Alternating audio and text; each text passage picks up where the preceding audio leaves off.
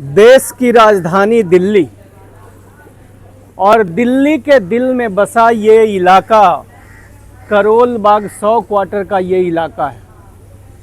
इस इलाके में बसा ये दिल्ली नगर निगम, आपको मैं दिखाता हूँ बोर्ड, आप देख सकते हो।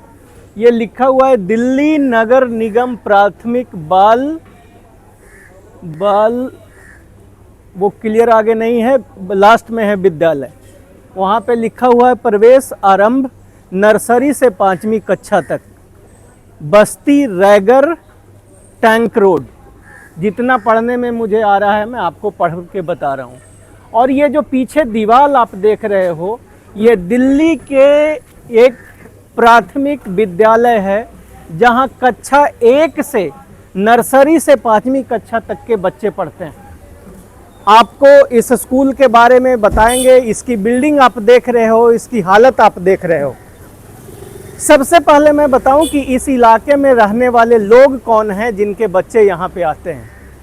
तो अगर भारत के इतिहास को खोल के आप देखोगे तो जब अंग्रेज भारत आए और उन्होंने तय कर लिया अंत में लगभग 19वीं शताब्दी के आसपास में कि अब कलकत्ता से उनकी राजधानी बदल करके दिल्ली करना है, तो लुटियंस और कई और जितने भी आर्किटेक्ट थे उन सब लोगों ने मिलके ये तय किया कि अब यहाँ पे ये जो रायसीना हिल है, रायसीना हिल के पास ही दिल्ली की देश की राजधानी बनाई जाएगी। उस राजधानी को बनाने के लिए उन्होंने तय किया कि लाल बलुआ पत्थर का इस्तेमाल होगा। और जब लाल बलुआ पत्थर का इस्तेमाल होगा तो शुरू हुई उन कारीगरों की खोज, उन शिल्पकारों की खोज जो बलुआ पत्थर को तराश करके एक सुंदर सा बिल्डिंग का रूप दे सके। तो सरकारों को पता चली, अंग्रेजों को पता चला कि राजस्थान में रहने वाले लोग बलुआ पत्थर का बहुत अच्छा कार्य करते हैं और उससे बहुत सुंदर सुंदर बिल्डिंग, जब आप राजस्थान जाओगे तो लाल पत्थर से बने हुए कई, आपको जैसे जोधपुर जो शहर है वो लाल पत्थरों से बना हुआ है, जयपुर है लाल पत्थरों से बना हुआ है। तो वहाँ से कारीगरों को बुलाया गया प्रेसिडेंट हाउस यानी राष्ट्रपति भवन बनाने को। और बाद में जो कारीगर हजारों की तादाद में राजस्थान से चलकर आए, उनको राष्ट्रपति भवन और उसके इर्द गिर्द के इलाकों में रहने का जगह दिया गया। ये बात मैं सही बोल रहा हूँ अंकल?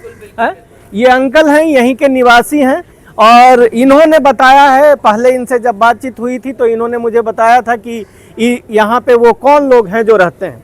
तो वो जो कारीगर लोग हैं यहाँ आकर के रचे और बसे, आज वो उनके बच्चे इस दक्षिणी दिल्ली नगर निगम के प्राइमरी स्कूल में पढ़ते हैं। और स्कूल में अगर पढ़ते हैं तो किस प्रकार का शिक्षा मिलता होगा, ये इस बात से समझते हैं कि व्यापारियों के बीच में एक कहावत बड़ी मशहूर है और वो कहावत ये है कि मजमून को देख करके उसके अंदर का माल का पता लगाया जा सकता है। तो इस बिल्डिंग के बाहर जो मजमून आप देख रहे हो, इसका जो रंग रोगन आप देख रहे हो, इसको देख करके आप समझ सकते हैं कि इसकी हालत क्या होगी और किस प्रकार का शिक्षा हमारे देश के बच्चों को दिया जा रहा है।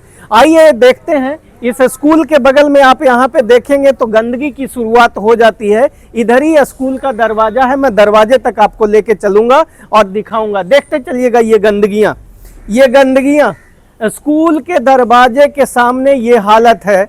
हम लोग ये अपने बच्चों से उम्मीद करते हैं कि हमारे बच्चे इस देश को साफ सुथरा रखेंगे, गंदगियां नहीं फैलाएंगे।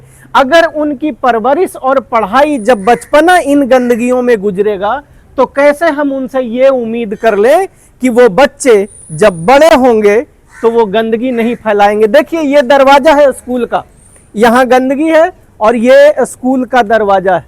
देखिए उत्तरी दिल्ली नगर निगम, आपको पढ़ने में आ रहा होगा और साफ से दिखाता हूँ। यहाँ देखिए गंदगी यहाँ है, ठीक है, दरवाजा यहाँ है। बस दरवाजे पे आप कह सकते हो कि इतना कूड़ा पड़ा हुआ है।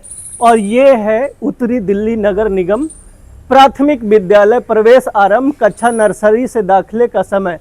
बिल्डिंग की हालत देखिए आप, रोना आ जाएगा आपको। इसमें अगर आपके बच्चे पढ़ने आ जाएं तो क्या होगा। अभी मच्छर का समय चल रहा है, सीजन बीमारियों का है। अगर ऐसे में हम अपने बच्चों को, देखिए ये इसका ये देखिए, ये विंडो देखिए, इसमें यहाँ पे भाई साहब हाथ लगाने से एकदम जैसे लगता है कि इसमें आदम जात कभी पहुंचा ही नहीं, ये हालत है। इसमें जालियां लगी हुई है बाहर से, अंदर तो जाने नहीं देंगे, क्योंकि अंदर जाने की जब बात करते हैं तो आपको पता ही है कि आजकल सरकारें किस प्रकार से रिएक्ट करती है। ये देखो, अगर मेरे पास थोड़ा सा बड़ा लकड़ी होता मैं आपको दिखाता, ये अभी ही गिर जाएगा, और वो मैं आपको करके दिखाता हूँ, वो मैं करके दिखाता हूँ कि भाई ये जो बिल्डिंग है, हालांकि करूँगा नहीं तो बाद में मेरे ऊपर केस भी कर सकते हैं कि आपने बिल्डिंग तोड़ने का काम किया। ये जो है भाई साहब दीवार और इसके बीच में फर्क आया हुआ है, जो ये सीमेंट है। अगर इसमें आपके बच्चे पढ़ने आ जाएं, देखो एकदम दरवाजे पे है, देखो कूड़ा का भरमार है, कूड़ा का भंडार है। अंदर तो क्या होगा ये बाहर से ही आप अंदाज़ा लगा लो। और मैं ये तीन तरफ से, एक तरफ तो घर है तो तीन तरफ से मैं आपको बिल्डिंग की हालत दिखा देता हूँ। मेरे कहने का तात्पर्य ये है कि इस वीडियो को जब मैं YouTube पे या जहाँ कहीं पे भी डालूँगा तो इस देश की सरकारों से मैं निवेदन करता हूँ, देखो कूड़ा, ये अब आपको ये कूड़ा है यहाँ पे, और ये हमारा बिल्डिंग है, मतलब दरवाजे के बाहर कूड़ा है। और ये हालात हैं हमारे बच्चों के, प्राइमरी स्कूल के बच्चों को अगर हम इतनी गंदगी में पढ़ाएंगे तो आप यकीन मानिए कि हमारे बच्चों को कोई अच्छी शिक्षा तो नहीं मिलेगी, वो गंदगी दूर करना तो नहीं सीखेंगे, ऐसा मेरा मानना है। क्योंकि जिस प्रकार का परवरिश, जिस प्रकार, देखो इसमें गंदगी, बदबू आ रही है, लिटरली नाक देने का मन नहीं कर रहा। और ये दीवार पे है, दीवार से दूर नहीं है, दीवार के साइड में ही है। तो मैं ये इस वीडियो के माध्यम से बताना चाहता हूँ कि हमारे देश के बच्चे किस हालात में पढ़ रहे हैं। क्या यहाँ पे किसी नेता, किसी काउंसलर, किसी विधायक का बच्चा पढ़ने आएगा? देखो ये है दरवाज़ा, ठीक है, और यहाँ पे है कूड़ा। ये हालात हैं हमारे देश के स्कूलों का। तो इसी से आप लोग अंदाज़ा लगा सकते हो। प्रचार खूब है, समग्र शिक्षा अभियान, सब पढ़ें सब बढ़ें, शिक्षा का अधिकार, और पेंट किया गया है। अगर इससे दरवाजा, इसका मेन एंट्रेंस देख लीजिए, मेन एंट्रेंस छेद है भैया, छेद है, इसमें छेद है, दरवाजे में छेद है। ये हालत है, यहाँ पे हम अपने बच्चों को शिक्षा दे रहे हैं। देखिएगा एकदम छेद है, दरवाजे में छेद है। अंदर की हालत देख लीजिए, अंदर देखिए, इसमें तो जानवर भी ठीक से न रहें, जो हाल है इस स्कूल का। और इस तरीके से स्कूलों का हाल बनाया गया है। अब इससे ज़्यादा और क्या ही मैं कहूँ। इस प्रकार की बिल्डिंगें हैं दिल्ली के सरकारी स्कूल में, देखोगे तो रोना आ जाए, ये हाल है। अंदर की खिड़कियां गायब, तो जर्जर हालत है। मैं देश की सरकारों से, अब बताओ ये घर के पास है, अब यहाँ कौन भेजता होगा अपना बच्चा? देख लो बिल्डिंगों की हालत, देखो बिल्डिंगों की हालत, आप लोग देखो, ये गिर जाएगा, हाथ लगाऊंगा गिर जाएगा। ये हालत है घर के पास में। यहाँ लाखों की तादाद में परिवारें रहती है, उनके बच्चे यहाँ आ सकते हैं, अच्छी पढ़ाई कर सकते हैं, लेकिन इस देश की शिक्षा व्यवस्था की जो हालत की गई है वो दुखदाई है।